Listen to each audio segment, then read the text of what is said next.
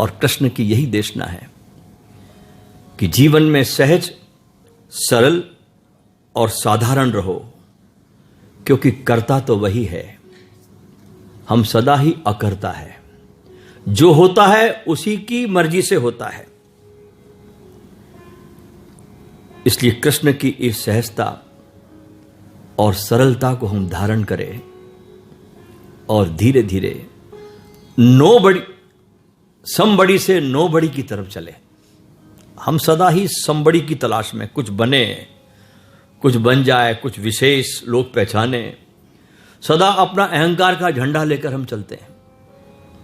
नहीं, धर्म की यात्रा है सदा ही समबड़ी से नो बड़ी की तरफ, कि मैं ना कुछ होता जाऊं, मैं इस विराट अस्तित्व का एक बस यंत्र बन जाऊं, ताकि ये विराट मुझसे बह सके। मैं अपने को खाली करता जाऊं, मैं इतना खाली हो जाऊं कि मैं बचूं ही नहीं, और ये परमात्मा ही मेरे भीतर आकर गीत गाए, मेरे परमात्मा ही मेरे भीतर आकर बोले। यही है सब के सब पूरी की पूरी साधना का रहस्य।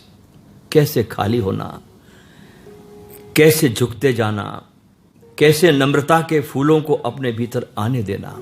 धार्मिक व्यक्ति की एक ही पहचान होती है, और कोई पहचान नहीं है, कि जो जो धर्म के रास्ते पर व्यक्ति चढ़ता जाता है, आगे चलता जाता है, उसके जीवन में नम्रता के फूल खिल जाते हैं, वो नम्र हो जाता है।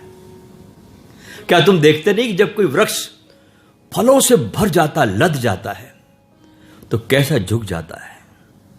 ऐसे जब परमात्मा के आशीषों से साधक जब भर जाता है, तो वो भी नम्र हो जाता है और झुक जाता है,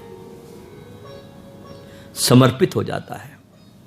कृष्ण का पूरा धर्म की जो देशना है, वो है समर्पण की देशना है। इसलिए सारे अध्यायों पे गीता में कृष्ण ने चर्चा करके अंत में अर्जुन को समर्पण पे लाया। सर्वधर्मान परित्यज्य मामेकम शरणम व्रज, सबकी शरण छोड़ और बस मुझ एक की शरण में आ। तो समर्पण, समर्पण और समर्पण। बिना समर्पण के परमात्मा के रास्ते पर चलना होता ही नहीं। भ्रम में पड़ा जा सकता है कि मैं रास्ते पर चल रहा हूं, लेकिन बिना समर्पण के काम होता नहीं। इसी भावदशा को हम अंगीकार करें कृष्ण की इस देशना से।